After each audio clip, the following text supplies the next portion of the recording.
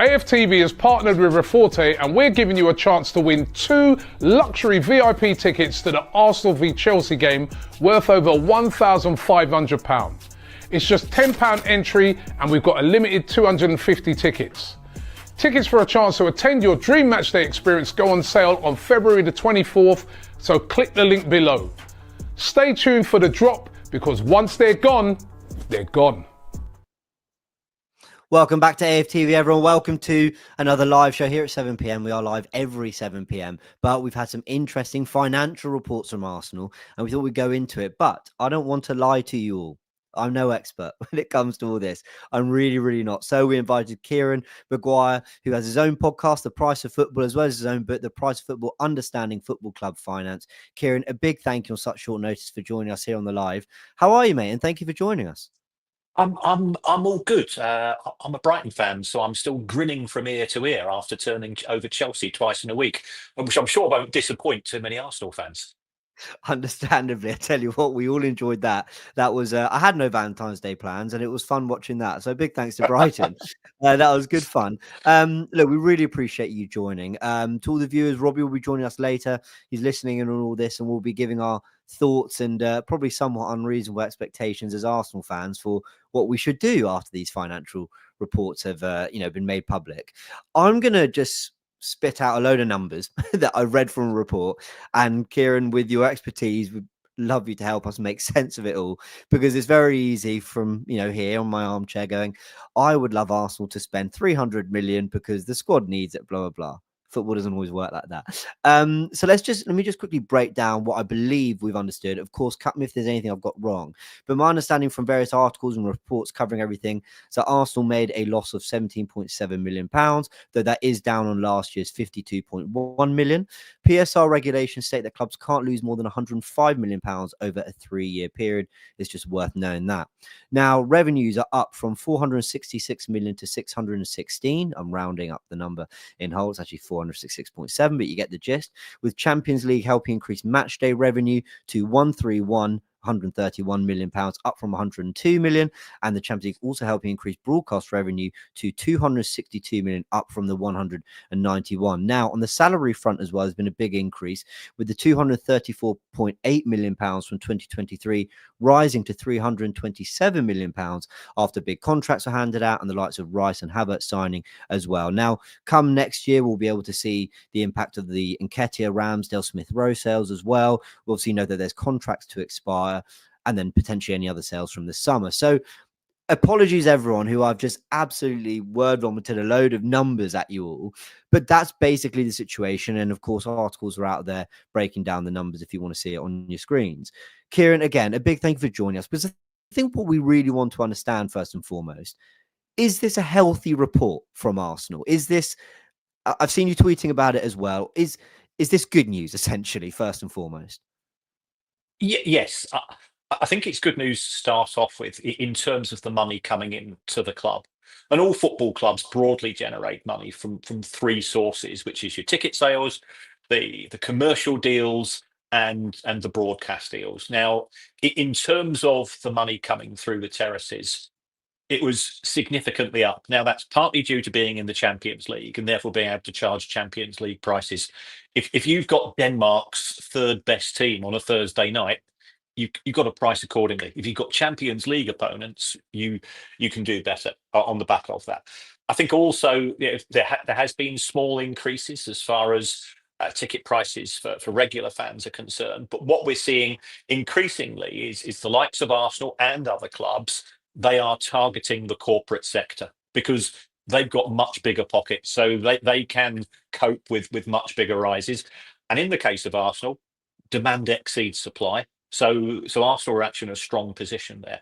So that was the first good thing. The big increase in broadcast money, as you rightly said, came through UEFA and participation in the Champions League. And I think the reason why this was really good for Arsenal is that we talk about the big 6, and Arsenal, until about 2016-17, they were always at the top of the big 6. They didn't necessarily have quite the brand appeal of Manchester United, and they didn't have some of, should we say, the owner related benefits of Chelsea and Manchester City, but they were independently successful as being seen as the biggest club in London. Failure to qualify for the Champions League for so many years was not good. And we saw the commercial income flatlining, and we saw the TV money starting to sort of flatline as well. And that meant that Arsenal was starting to become adrift. So re-engagement with the Champions League was good. Being in this year, you've got the Swiss format. Excellent news. One guaranteed additional home game, but there's far more prize money. And getting in the top four has never been more important than it is this season. Arsenal have, I think they've needed their arses kicking. Now, I'm a university lecturer. That's a technical phrase I would use. And they've sort of just assumed that more money was going to come in from sponsors just because they're Arsenal. Well, sponsors want Champions League football, so we saw a significant increase in that. So that's all the good news. An extra £150 million coming through the door. What we're going to spend it on?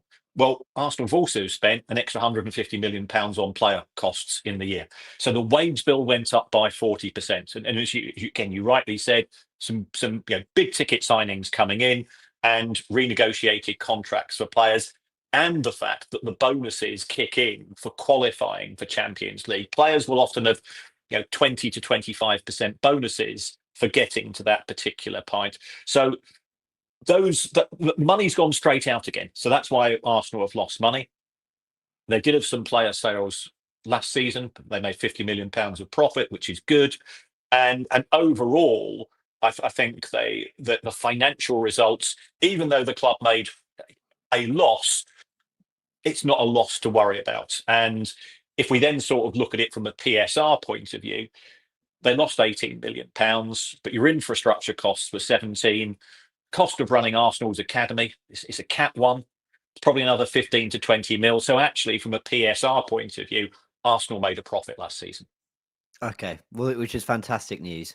Thank you for breaking that down, because a lot of this stuff comes out and you're going, well, 17.7 million, that's still a loss. Is that a bad thing? But as you've mentioned, more came in, but also more went out. I think, look, I want to cut to the meat of it, which is that Arsenal fans, they want to know, does this mean there is potential for something special come this summer? Because there was a lot of frustration again, and I'll say it at kind of surface level, that we got into the Champions League for a second year in a row, and we had, I think, a net spend of maybe -5, if I'm not mistaken, from the summer transfer window. January, there was a real need for forward additions. We didn't do it, and we kept hearing it was all about kind of keeping everything to go big for the summer, which to us sometimes feels like just in a way of appeasing us up until the big summer. Yeah, I mean, as far as Arsenal are concerned, do they have the capacity to spend money? Yes, they do. Yes. So it's now a case of making sure that they spend it well.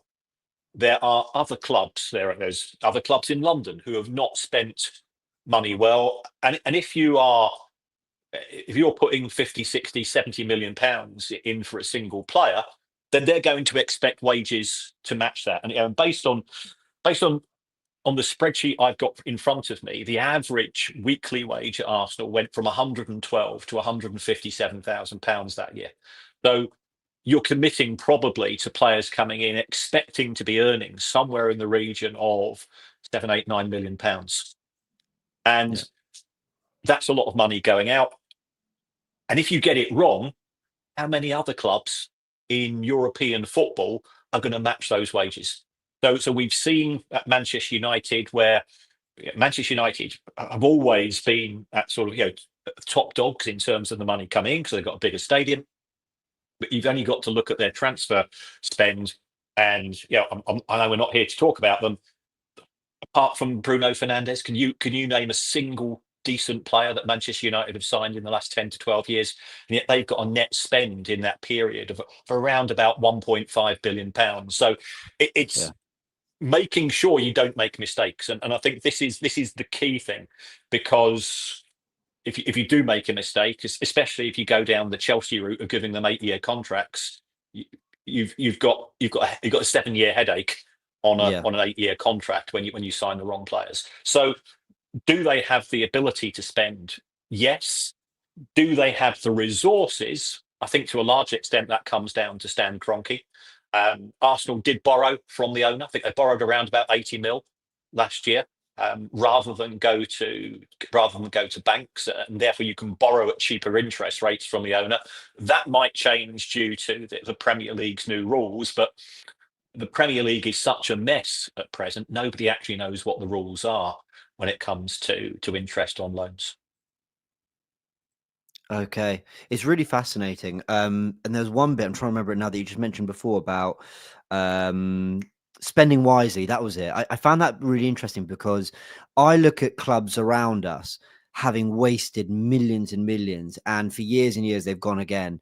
Now maybe the financial climate's slightly different now. Maybe that's catching up to some clubs, but when we talk about, and I know this is going to upset some Arsenal fans, but when we talk about Kai Havertz, for example, our general feeling is whether he's been much better than people expect or not good enough, wherever side of the coin you land on, there was a very heavy investment in this player. £65 million is a transfer fee, and he's one of our highest paid players reportedly at the club. Now, okay, with that, you'd expect that kind of player to be a first team regular that you don't want to upgrade on, who is, keeping their shirt. But the reality is we're going to this summer saying we need to upgrade and get a striker in his position. Does it feel like Arsenal, for some reason, maybe more than others, feel like they can't afford to make a mistake? Like, we need to make a Kai Havertz work more than others, because I've seen 60, 70, 80 million pounds wasted at other clubs, but they're happy to sort of go again and replace that asset. And we're not even looking to replace Havertz. We're maybe just looking to readjust his kind of role in the squad a little bit. Do you get the impression that with Arsenal, it's a bigger waste, it's a bigger mistake to get wrong? And forget even Kai Havertz, just if that kind of outlay doesn't bring you the player you want, does it feel like there's kind of more pressure on Arsenal to get it right? I'd have said 3 or 4 years ago that probably was the case because the club was going through a reset. It wasn't generating huge revenues in terms of the level that we're seeing these days. So I think the pressure is slightly off, but you still don't want to make an £80 million mistake just because you can, because otherwise you end up with an Anthony, a Sancho, a Mason Mount, a Donny van de Beek. That's £250 million down the Yeah. toilet as far as Manchester United are concerned, and eventually it will catch up with you. So I do think it's absolutely essential that they do their research and do their homework. And Arsenal are, I would say, quite a conservative club when it comes to signings. Yeah, And I that will think we are. probably act in their benefit. Certainly when I do the analytics, and I don't know anything about football, but I can just about add up in terms of financial issues. There are some clubs that are outperforming compared to their spend, and there are some clubs which are underperforming. Yeah, I would argue that Liverpool are actually overperforming, and that's because they are very, very thorough before they sign a player. And again, you try to Yeah. think of, have they signed many duffers in recent years? Even Manchester City, and I know there's no love lost between City and Arsenal, but and probably until last 2 years ago, everything that they signed players who you knew were around, but then you realise just how good they were when they came to City. It's a case of getting it right, and I, just because you can sign 3 players and you only need one and a half of them to come off doesn't mean that you should do it, because if you sign 3 players and they're all good, then in 2 years' time you might be able to sell one and get a further Yeah. upgrade. So I think that's what the clubs are doing, and we're certainly seeing. I speak to data analytics companies. I've spoken to people like Ian Graham, who was sort of the head of research at Liverpool, and he's got a brilliant book on sort of the nerdy stuff, which is part of the game today, whether we like it or not. No, it is. Yeah, it is. Yeah, I totally agree. In fact, the final question I was going to ask you before we let you go was, the Cronkies were mentioned there. How it sounds such a stupid question, I know, and I'm sorry, but I guess what I want to ask is, how much impact can they have in terms of, okay, there's the revenues. We keep hearing in the media that Arsenal want to be self-sustaining to a point. what are the Cronkies? When we say the Cronkies are allowing Arsenal to spend, what does that mean? Is it that they literally have personal funds they're able to inject? You mentioned borrowing from them rather than borrowing from banks. How much can they allow for that? Is that a question of ambition, whether they want to allow for more or less? Is it making money available from within the club in another way? I think it's just understanding, because there's a lot of heat towards the Cronkies, which I've been a part of, when it comes to not doing enough on the spending front and not showing that ambition. But I guess what I want to understand is, what does that actually mean? How does that actually look?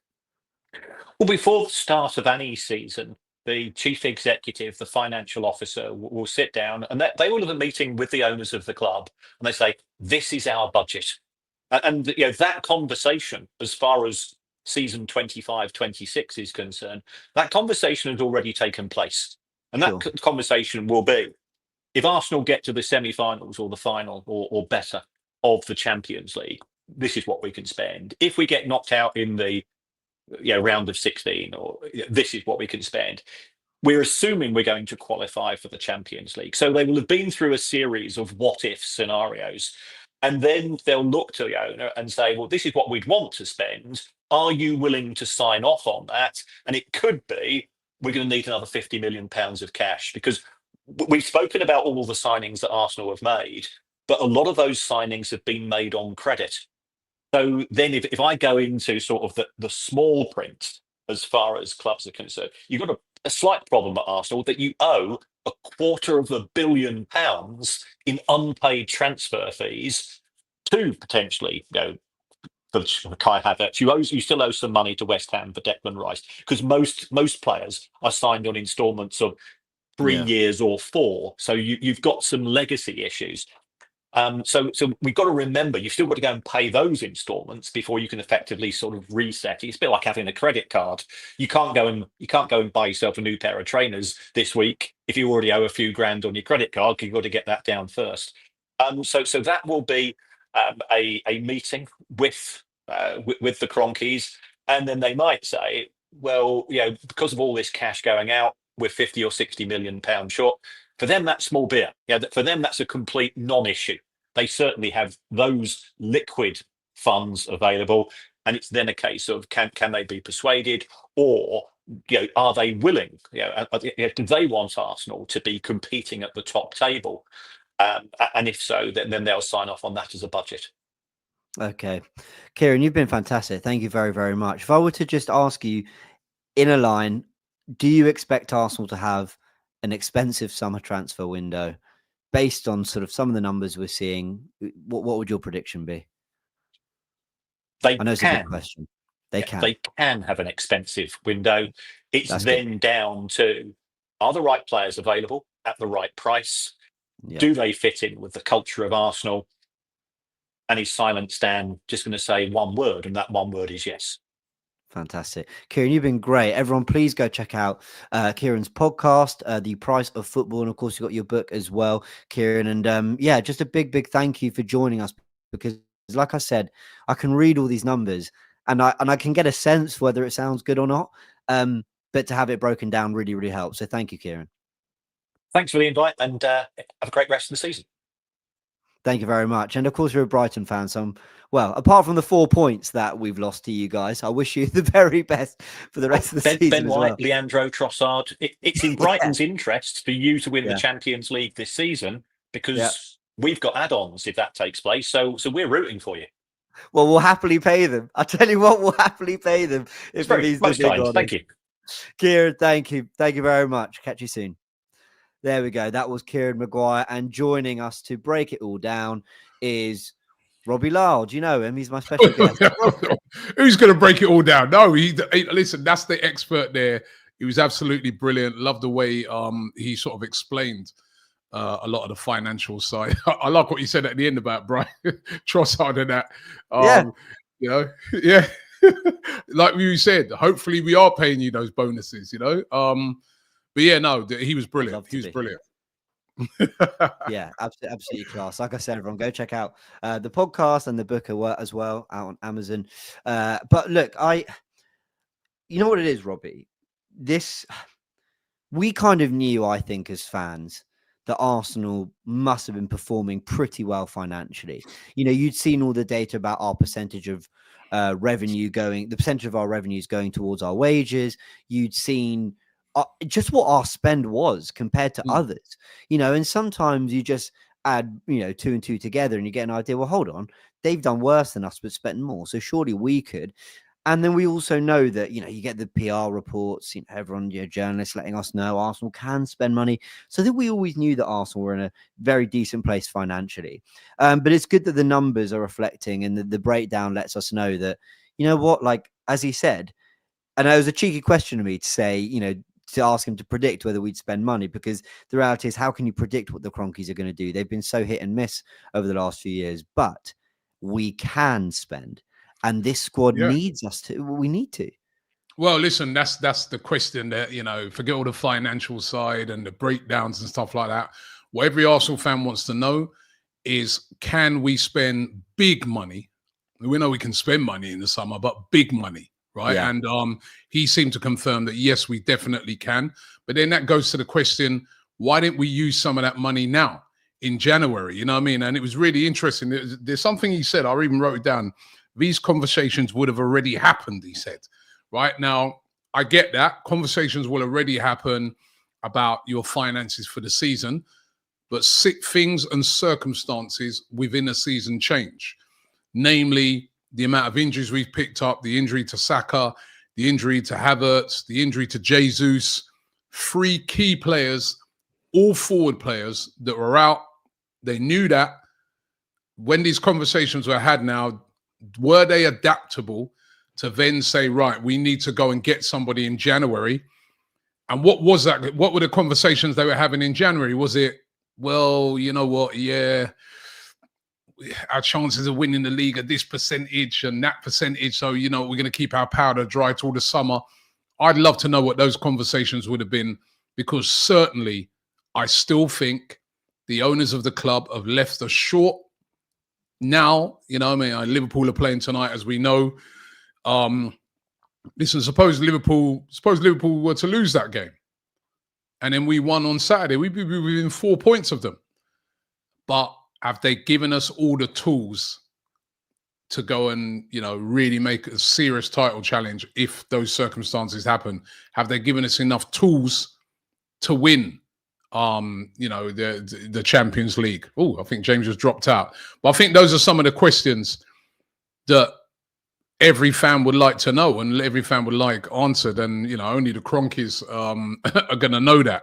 So that's the really interesting thing about it. But I thought he was brilliant. He was brilliant. James has just dropped out for a bit, guys. So I'll continue on the conversation. He's just sorting out his internet. Just to remind everybody as well, we'll be keeping you updated with all what's happening at Villa Park. Of course, big game tonight. Aston Villa taking on Liverpool. And listen, every Arsenal fan, let's be real, we're praying for a Villa win, even a draw. Just something to give Liverpool a little bit of a setback, because you did see, I thought, at the weekend, for the first time in a very long time this season, a little bit of pressure start to affect Liverpool a bit in that game against Wolves. They look very shaky the last 15 minutes. They even admitted it. Arne Slot, the manager, admitted it. So did Virgil van Dijk, that they were very nervous. And this is what it's all about. We got to keep them, close in this title race. So, that's something we'll be keeping you up to date with as that goes on. I think kickoff is in about 6 minutes' time. But I think we might have James back. We've got James back? Or is he just setting himself there? I think he's just still setting himself. All right, well, I'll continue it on. What do you guys think? Oh, here he is. Is he back with us? Internet problems, man. Trust me. Right? It happens. But we're live. So I want to find out from you guys. You heard there from the financial expert. You've seen those figures. Arsenal are in a good position. And I think somebody clicked we clicked up one of the comments. Well, you can see here the revenue. This is from Charles Watts. It says Arsenal financial results are out for the end of May 2024. The club has announced a loss of £17.7 million, down from 52.1 million. So that is massively down. Revenue was a record £616 million, up from 466.7 million. So that is a significant rise in revenue. Matchday revenue up to 131.7 million. That's from 102.6 million. And as was being explained, a lot of that is down to the fact that we're back in the Champions League, that Champions League revenue, broadcast revenues up from 262.3 million to which was originally 191.2 million, a massive rise in revenue there. Commercial revenues have gone up massively. Was originally 169.3 million, now 218.3 million. And player trading profit up 52.4 million from 12.2 million, but wages jumped massively to 327.8 million from 234.8 million. So the club financially are in a very healthy position, but what are they going to do with that money? And that is what every Arsenal fan is interested in. It is so important now to get into the Champions League. The Champions League, you can see why clubs want to get there. You can see certain clubs like Tottenham who were able to do a lot of stuff over the recent years in building stadiums and new training grounds and that. They're not in the Champions League now, and they're struggling. Not going to get in the Champions League this season unless they win the Europa League. It's the same for Manchester United. And that's why I was saying the other day to, I said it to a Tottenham mate, I said it also to a Man United mate, your managers could be sacked if they don't win that. Forget the FA Cup, forget the Carabao Cup. As far as these owners are concerned, it's about getting in the Champions League. We want trophies as fans. We want the FA Cup. We want the Carabao Cup. We want the league and so. But for owners, the first thing they want to get in that top four, because you can see the difference that it makes financially for your football club. We got Rayhan here with a super chat. Says, I'm really enjoying this stream, Robbie. Enjoy my tip. Thank you very much, Rayhan. Really appreciate it. And Michael says, so where does the money go? That's the question. That's the question that a lot of fans are asking. That's the question that they want to know. Where does the money go? Where is all this money going?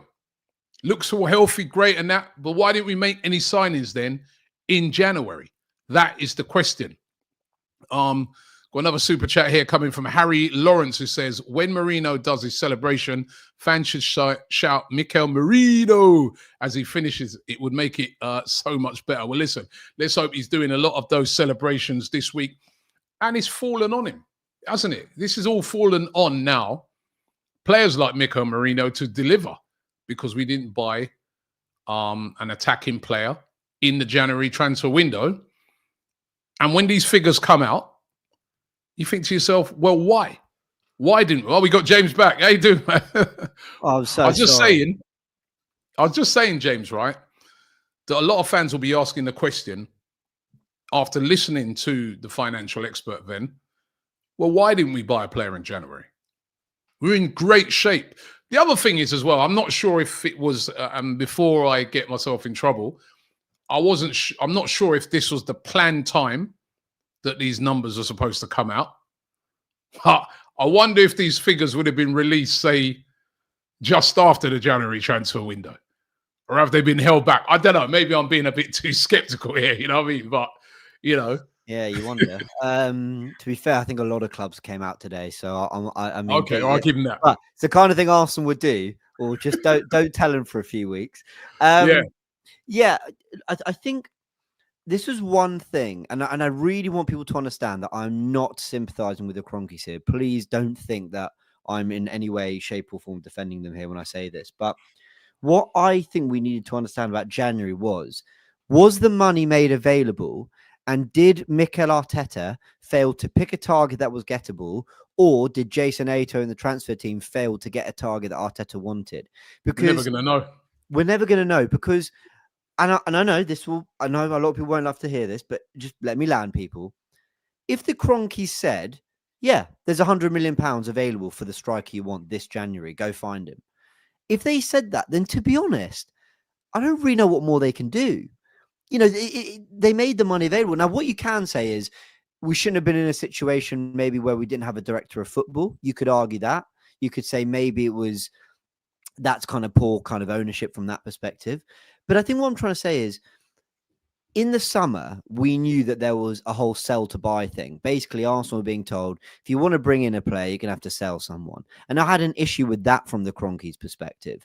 But in terms of this January, if the money was made available, then for me, it's the others within the club that have failed to either identify a player or failed to get the deal done. And if the funds were there, then, the expectation is that you're able to get at least one of those targets over the line. Does Mikel Arteta not budge from his targets enough?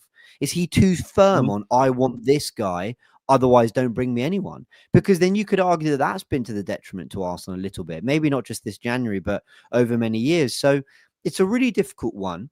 I don't think the Kroenkes have shown like serious ambition since they've been at Arsenal, but they've definitely done things in the last few years that show more ambition. But then our lack of getting a forward and having a forward in this squad and having a forward line that we can depend on to win the title is about more than just the ownership. It's about lots of people. And I think we've mentioned them there. Yeah, well, listen, we're never going to know, James. That's the truth of it, unless somebody comes out and says, we're never really going to know. All I look on, I just think to myself, Arteta kept saying, we have to buy someone. Yeah, of course we need to get some. So that's an indicator to me. I'm just going off of that. I don't know 100%. But that indicates to me that he was desperate to bring in a forward player. And it's not really, how this thing works is it's not his money. It's the Kroenkes' money, and and then your Jason Atos and those guys who work directly, really, you could say, for the Kroenkes. They're the guys that, have to answer, like, the gentleman was saying there, that if it's a terrible signing and they've lost a lot of money, that person's going to have to answer. So we know that they went in for Ollie Watkins, who's playing tonight. Let's hope he does us a favour, by the way. But we know they went in for him, £40 million. Villa wanted 60 million, right? So we know there was money there.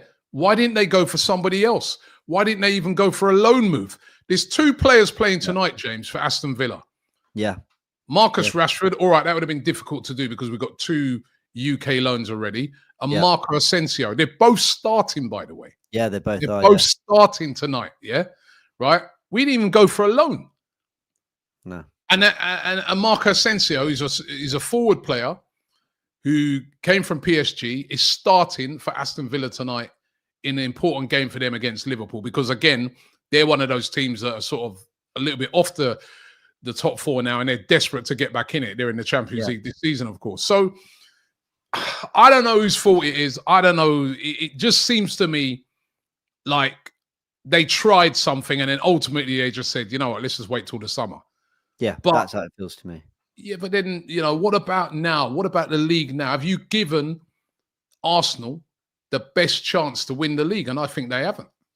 I agree. I don't think they have given Arsenal the best chance. And I think whilst we're all obviously quite pessimistic about it because we're so many points off Liverpool, and of course we're keeping an eye on them against Villa now, the reality is that if, and it's a big if, and I could look stupid in just a little over an hour or even 10 minutes by saying this, but if Liverpool were to slip up tonight, they've got the Etihad on the weekend, never easy. You kind of sit there going, wow, if we really had just got a forward in, maybe that, result against Villa was a win rather than a draw. Maybe that Brighton result, I mean, that was quite early in January, to be fair. But, it only takes a swing of a couple results and things would look so different already.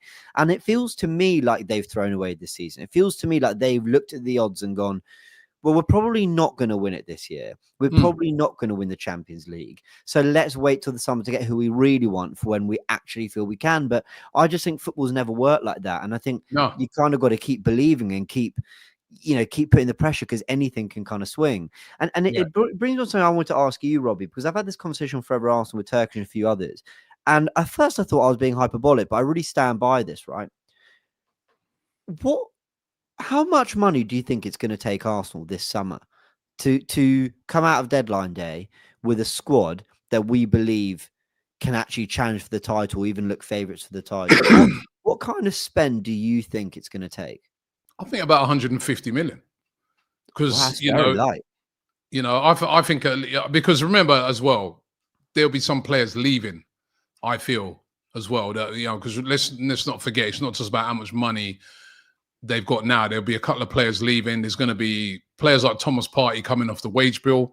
There's going to be Zinchenko will probably get sold. I think Kivior, I reckon he'll probably get sold. There's going to be a few players going, right? So, and I think they'll be really disappointed that Reece Nelson's picked up that injury. He's out because I reckon he would have been sold on as well, just like Jesus would have been sold on. So that might readjust some of their plans as well.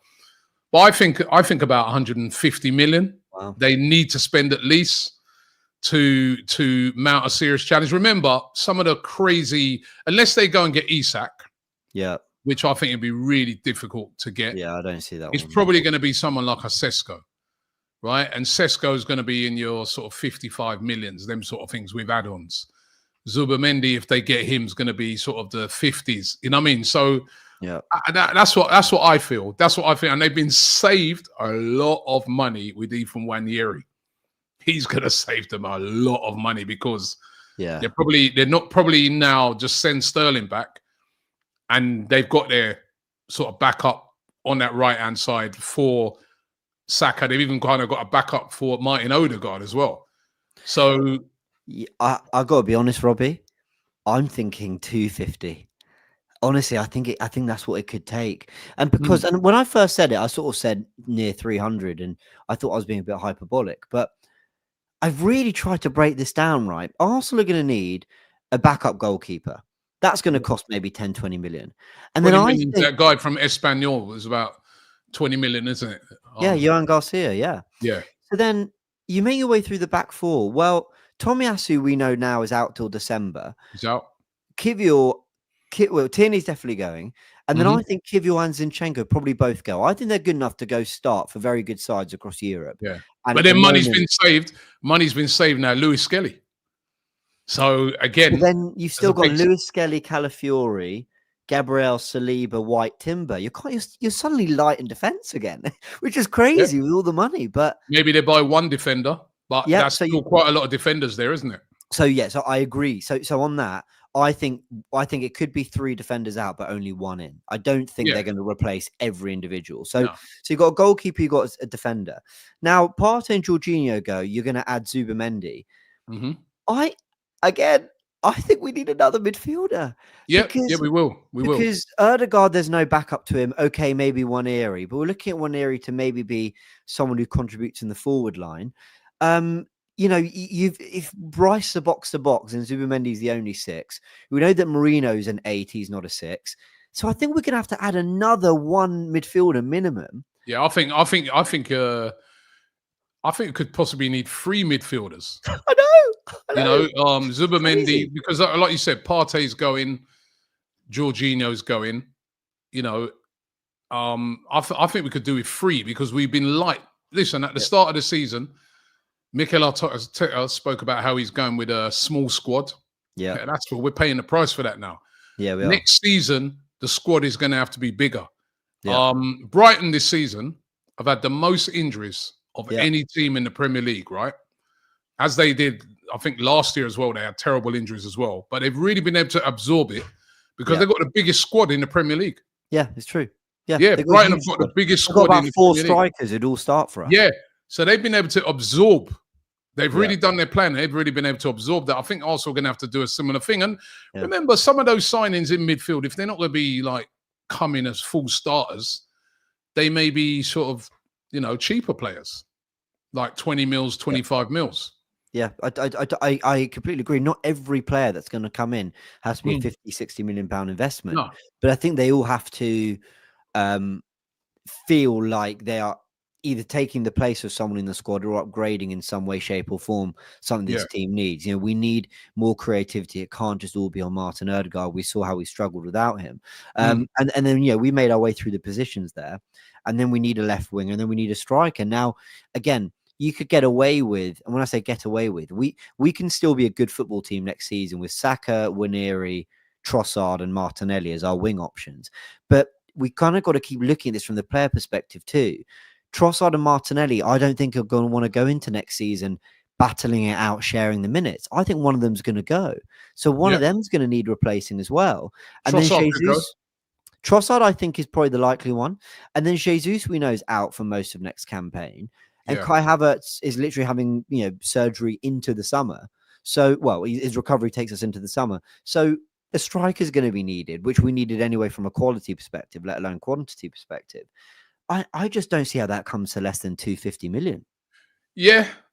If you go out there and you buy all the the top targets that are out there, but we know that Arsenal, listen, when's the last time we spent 250 million? So I just can't see that happening. Maybe 200 million max. I think they've got a problem because of the injuries to Jesus and now Tomiyasu. Those are players now that, I know it's horrible to say, but they're just going to be sitting there now. You can't sell them. You can't play them, but you still got to pay them. Right. Yeah. So those two players won't be around early next season. So, and I reckon they would definitely have sold Jesus in the summer. Yeah, they would have. They would have definitely sold Jesus in the summer. So, so maybe, maybe Trossard might stay because of that. Well, maybe they can't afford to let Trossard go, and let so many players leave out the door. But it's going to be really interesting. I could see Arsenal trying to find the cheapest way to ensure that I don't think they'll cheap out on the 9, if I'm honest. I actually think they will go and do the most expensive 9 deal they can do, because I think there's probably real pressure from Arteta to do that. Probably Sesko, though, isn't it? It'll probably be Sesko. And that's probably going to be like a 50-odd million pound deal. 60, maybe, yeah. And maybe a Nico Williams, but again, release clause 50 million. 50-odd million, maybe they might say, right, so they don't have to pay all the money up front. They pay a little bit over that so that they can pay it in installments. Then, I mean, 20 million players at 20 million here, 15 million there. You know how we do. Yeah. My expectation and my, okay, let me rephrase. My requirement and what I think will happen, my prediction, is very different. My expectation is that there's a 70 million pound forward that comes in, a 50 million pound winger, a couple 40 million pound midfielders. I think we need to go big, seriously, because we are well into this project now, right? Yeah. And it's becoming, it's like serious. They've got to go big. My honest prediction is that they'll convince Trossard and Martinelli to both stay. I think they'll just, they'll just say to them, look, you're playing at Arsenal. Here's a nice contract extension, and I could see both of them staying, and they'll convince themselves that that's okay for another year. I could see them spending 65, 70 on Sesko. I can see them spending 50 on Zubimendi. And then they'll bring in a 20, 30 million pound defender to cover for the options. But I could see them convincing a Kivior to stay or a Zinchenko to stay.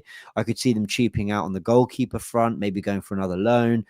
I could see them getting Sver Nipan in, who's going to add just another player in midfield. I could see them keeping Fabio Vieira just for the sake of another creative midfielder in there. No, I think they'll sell Fabio Vieira. I mean, I think that's the direction they have to go in. But I could see them going, well, you did well at Porto, I think. Anyway, has he done quite well in Porto? I don't know. And I could see them keeping him because it's cheaper than going and getting another creative midfielder. They can't, listen, this summer, they're under a lot of pressure. Yeah. To go and do some big things. I don't think fans are going to be, at all happy after what's happened this winter, if they don't do that, Yeah, I totally agree. I don't think the fans would have it. But the problem is that the club, you know how it is, Robbie. Like, let's say Saka comes back, plays the last 8 games of the season, and Arsenal look good and we're scoring goals. Let's say we miss out on the title, but you know what? We closed the gap to 3 points and it was a good effort. I know, but I'm just going to get away with it this summer. I'm painting you a picture. Let's say pre-season we get some good results. Let's say Zubimendi comes in quite early, right? But you can imagine all these things, a bit of feel good, lives good. Let's say that fixture list comes out in June and actually we've got a really easy first 10 games. Like, all these things will start to just swing the mood in a slight way. I don't think it will. They ain't swinging no mood. Not for me, and not for you. They ain't swinging no mood on the fans. Totally All agree. eyes are on them, and we don't even know how this season's going to turn out. The only way I think that could happen, what you're saying, is if we went and won something this season. Yes. And they put us in jeopardy of winning nothing. right? Yeah. So I don't think they're going to get any sympathy that But way. we've seen this. I don't Robbie. think we're going to get tricked. But we've seen this. Like everything, the story I'm painting out to you now. Trust me, it's not going to fly with me or you or many others. Understand? But we've seen that before, haven't we? The Yeah, we promise have. of a big whatever, and then it's actually a little bit good news here, a little bit good news there. Everything's a little bit less. No one's quite as emotional as they were about it before. And next thing you know, we've underwhelmed in the window again. I agree with you 100% that they could do that, but I think I don't think we're going to ever see them under as much pressure to produce something in that window as they've ever been. Yeah. Well, certainly since I've been here doing AFTV, this is going to be the biggest amount of pressure they're under. If they come and they don't do a big striker, they don't do something, they are. It wouldn't be good at all. No, I totally agree. Do you think Dave's saying that Partey could stay next season? Sorry, everyone, we'll go through his super chats now. But yeah, do you think there's a chance of that? Because I could see them again, like with Zinchenko and Kivior, like with some others. I don't think he will. I don't think he will. I don't think he will. I think he'll go. Okay. They're looking at his age and stuff. I think he'll go. Actually, you know what? There's a player I want to after do those super chats. I want to ask you about a player. Actually. All right, let's do them. Have you answered any of them yet? I haven't done any of these. No. Okay, perfect. So we'll go from the top. So Dash asks, being in a healthy position to spend means what? 100 million, 200. Clarity, please. Now, Dash, this is just my interpretation of what the brilliant Kieran Maguire was saying. He didn't, because I don't want to put words in his mouth. He didn't outwardly say it means this, it means that.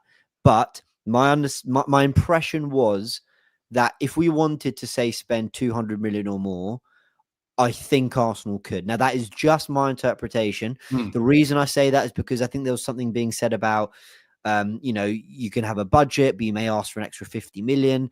I don't see why you'd ever ask for 50 million on top of already 50 million. I'm trying to put two and two together. I get the impression around 150, 200 is something Arsenal should be able to do this summer, but that is just my interpretation. Please don't think that that's what the experts are saying. Is that kind of your interpretation, Robbie, from what we were hearing and stuff? By the way, just to say, Aston Villa's had a goal disallowed. Oh, offside. Behind. Yeah, offside. Wow. No, I'm not getting my hopes up. I won't do it. No, I'm not doing it. Sorry, your interpretation, Robbie, from this first super chat here. What does it mean? 100, 200 million? My interpretation is that they got around about 200 million to spend. That's how I feel. Yeah. Yeah. That's how I feel. Pavanjit says, imagine the irony: an 8 bought in the summer, underwhelmed first half of the season, goes to Dubai and becomes rejuvenated as a goal-scoring striker in the run-in. I've seen this story last season. Yep. Mikel Merino's on his Kai Havertz arc. He's gonna fire us to within 2 points of the title. Look at us, lucky us, eh? Napster says, I remember Robbie when you had a chat with Paul Mercer a few years ago, and he said about the finances and asked where all the money had gone. Well, we never listen. See the way in which the club's kind of set up now.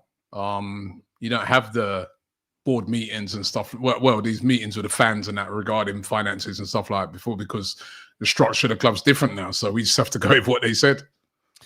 Pavanjit says, when we're in Europa, we were told for years we cannot compete and spend big because we don't have Champions League revenue. In the last 3 windows, when in the Champions League, we've made a profit. How does that work? Well, I think one of the things that was being explained, to be fair, earlier in the show was that money has been sort of borrowed and there's other financial commitments that have been made, but I'm not bringing that forward as an excuse. I'm not saying that's an excuse. I'm just saying I think just because we have the Champions League money, the Champions League now doesn't sort of automatically mean, bam, Arsenal can spend whatever they want. But it no doubt, as we've just found out, we are in a good financial position, and Arsenal making a profit on the transfer front last summer when we needed to address so many areas isn't good enough. And to not spend in January is certainly not good enough. Ricky says we need a 9, around 80 to 100 million, a left winger 60 to 80, left 8 or a 10, 60 to 80. I agree with that. So what have we got there? We've got about 260 million pounds already. Then replace Partey and Jorginho. Robbie, God knows where you get 150 million from. There we go. No, I'm just being. I'm saying, that's what they'll do. That's what they'll do. Yeah. That's what they'll do, right? Unless there's player sales. I think, as I said, I don't think we're going to spend 100 million pounds on a striker unless it was. I think the only player they'll push the boat out like that for 100 million would be Isak. Yeah. I don't think there's any other player that they're going to spend. And somebody like a Sesko will probably set them back about, I'll say it's about 55 million, because, you know, there's obviously a handshake that's gone on there that you can go for less in the summer. You know what I mean? It's going to be about, it's not going to be, it won't be more than 60 million. They're not going to spend 80 to 100 million on a striker unless it's Isak. So that's my opinion. Yeah. Nico Williams, if they still want to go and get somebody like him, he's going to be 60 max. Yeah. You know, so I just don't feel that, you know, when people say they have to spend at least 100 million, nobody spent 100 million on a striker last summer. Yeah. Remember, you know, I mean, that's why players like Osimhen had to end up going on loan eventually, because no one was just like, they're not paying it, not spending that sort of money. I don't even think you'll see, unless, as I said, it's somebody like Isak, that 100 million pounds being spent on a striker this summer. But this is one that I wanted to ask you about. Obviously, we're keeping an eye on the game. Liverpool game, still 0-0 at the moment. But I saw links this morning to Roberto Firmino. Right now, Roberto Firmino has been playing over in Saudi. There's rumours that they might let him go as a free agent. Would you have Roberto Firmino at Arsenal from now till the end of the season? Because if he's a free agent, he would be gettable. I mean, what do you think? Well, let me start by saying I actually don't think he would come, because I think Liverpool connections. Yeah, I think he loves Liverpool, and you know, I don't think he'd want to join a club who are in a title race. Okay, we're still quite a way off, but I don't think he'd want to even try and help Arsenal overcome Liverpool. I mean, that might well be part of it, and I imagine he'd get a lot of offers from clubs around Europe as well. So I have a. Say he could say he but wanted if we to come. could, if he wanted to, yeah, of course I would. I mean, I haven't been watching how he's doing out in Saudi Arabia. I'm not sure how well it's gone for him or not. He scored a few goals there, but I don't think the fact that they'd be willing to let him go would. Listen, I think it's something to do with the amount of foreign players you can sign. I don't know. We're playing Mikel Merino up front. You know, this is where we are. Raheem Sterling has been a disaster on the left. You know, we're already relying on a 17-year-old to play way more minutes than we ever thought he'd need to in this season. And yeah, I'd roll the dice. I have no idea. If people want me to tell you how good a player he is now, I mean, they let him go not last summer, the summer before that, Liverpool. Yeah. So I don't know. But my general impression is, yeah, roll the dice. But there'll be people who, you know, there'll be scouts who will sort of have an idea for whether he's kind of ready to contribute. Well, I'm just looking at his stats this season: 7 matches, 4 goals, 2 assists. Bring him in. Done. Done. Here we go. Free agent daily. It's happening. Robbie's going to run the show. It's the Bobby Firmino show every single morning. Fabrizio Romano had an update on it this morning. He says Arsenal have been linked with a move to sign former Liverpool forward Roberto Firmino, but he's not leaving Al Ahly as it stands. So that put the dampener on it. But it was something that was flying around. It was something that was flying around, yeah. I mean, we looked at the free agent list, didn't we? And my word, that was poor, wasn't it? There's no one there. Would you take Pogba? No. To the end of the season?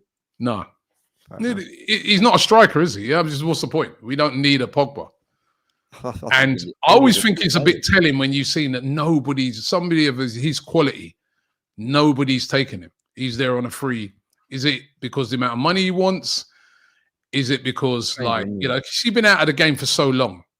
Your fitness. I mean, we see players that have missed their pre-season take ages to get up to speed, let alone a player that's not played for, what was he played? Not played for a year.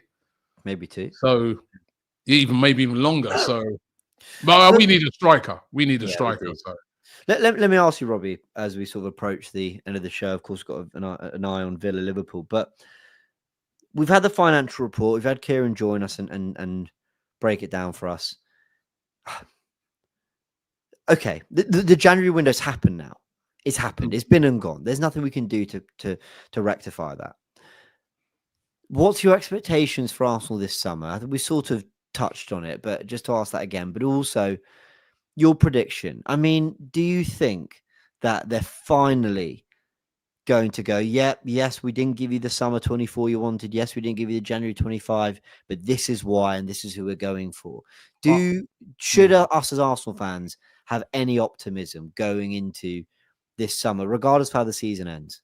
After what they did in January, I'm making no predictions, and I just don't know. Because I'm still in disbelief that they didn't sign anybody in January. To me, what they did in January, that was crazy. So now I, after a sort of having a little bit of trust in them in the fact that they were making some decent signings and things like that, and then what they did, I just think, I don't know. But all I do know is that they're going to be under a lot of pressure to produce some top signings this summer. I don't think they're going to get away with just bringing in, this little no-name here and that little no-name there, and that's not going to wash. They need to make a few big signings to justify what they just did in January. Otherwise, what was the point then? So so I'm still upset about what they did. I'm just like, they didn't give us the best chance. Yeah, I think that is a really pertinent point, that it's all well and good saying, well, we didn't spend the money because we're going to have it this summer, we're going to go big. Cool. That makes sense logically in some way. But January was such an extreme situation. It was such a dire situation that to not address in any way, shape, or form, you know what, Robbie? It didn't even just kill my hopes for the ambitions within the club and the ambitions within the ownership and everyone involved at the board level, whatever it is. But it also made me seriously question the competence of the people who are involved in bringing these players in. I mean, 100%. Like I said earlier, I could sit here and rip apart the Cronkies and say, you didn't spend. But like I said, if that money was made available, if they said, yep, look at this lovely bank account, this is your transfer budget, you can spend this window if you want to.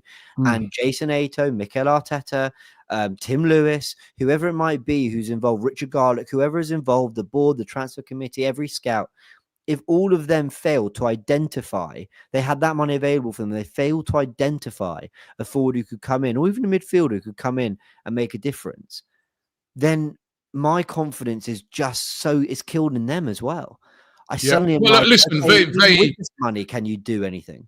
Personally, I don't want to see them doing the deals this summer, right? First of all, they need to go out and get a proper director. You're right. Yeah, you're we didn't even have that. About that. Right. We so need this bloke in now. I think if you had a proper director of football in January, I don't think we would have not made a signing.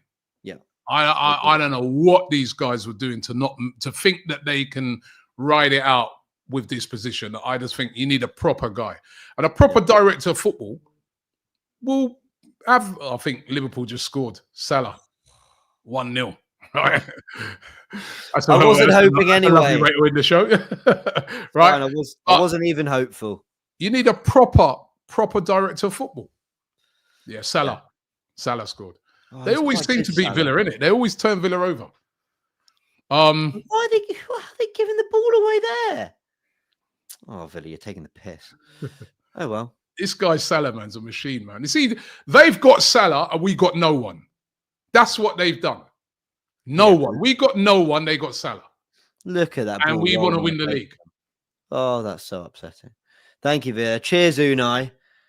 Oh, well. The great Unai Henry. I'm still waiting for Yardman to come and tell me, right, that, how great this guy is, right? When I'm looking at the league table at the moment with Villa, right, and they're in 9th. And they were in a great position for the Champions League, right? And this is the guy that he was saying was better than Arteta, should have took over from Arteta, right? So, a zero, just do these super chats. He said, going to be Sesko 60, Zubimendi 50, Garcia won't be 30, he'll be less than that. Not enough. And Mr. Capley said, I don't want to hear sell to buy this summer. No, that would drive me crazy. And look, last summer, I understood to a degree.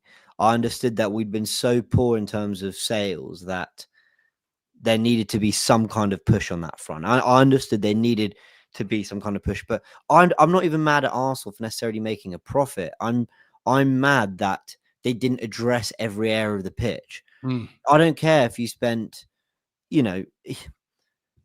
I don't care if the net spend was minus 30 million, but presuming you actually addressed all those areas of the pitch you need to address, and they didn't. And then Sterling on loan was seen as kind of the last minute. Yeah, we brought someone in, we brought a different forward. You should be happy with us. And I just, it wound me up. So anyway, it's big pressure. It's huge pressure. I can't help but feel that they're going to underwhelm. I still think they'll make some big signings, but I just think we all feel like Arsenal need to do a serious amount of work. And I think they'll underwhelm on that front, but that doesn't mean they won't spend some money. So let's see. We pretty much know from today's reports that Arsenal, the financial stuff can't really be an excuse. Can't be an excuse now. It's looking the money's like there. It's all pretty good. Yeah, money's there. The money's there. Money's there. All right. Well, shall we go be Unai Emery fans for an hour? I don't know, man. I think I might go and watch the Real Madrid City game. You know what I mean? Actually, you know what? That's a good point. That's a much better way to spend the evening. Yeah, I want to go watch Real Madrid Man City. I know. I'll watch the rest of the first half. But if well, let's see what Rashford rise. All of them rise. Asensio, please. KRD says, thanks, Robbie, for the heartfelt cameo. Rebecca loved it. No problem, man. No problem. Big up. Yeah, we're going to go watch that now. But James, thanks. No, thank you. Yeah. What a great guest you had on earlier on as well. No, he's top. We'll bring him back. Any updates like this, we'll definitely try and hear from Kieran. He's fantastic. Everyone go check out his podcast and his book. We've linked it all in the comments. We'll put in the description as well. But all right, we'll round it off there. Robbie, I'll do the honors and hit the end stream. But big thanks. Big thanks to Kieran as well. And everyone, catch you all very soon. Tomorrow for another 7 p.m. live. I'll be there. See you in a bit. AFTV has partnered with Raffle, and we're giving you a chance to win 2 luxury VIP tickets to the Arsenal v Chelsea game worth over £1,500. It's just £10 entry, and we've got a limited 250 tickets. Tickets for a chance to attend your dream matchday experience go on sale on February the 24th, so click the link below. Stay tuned for the drop, because once they're gone, they're gone.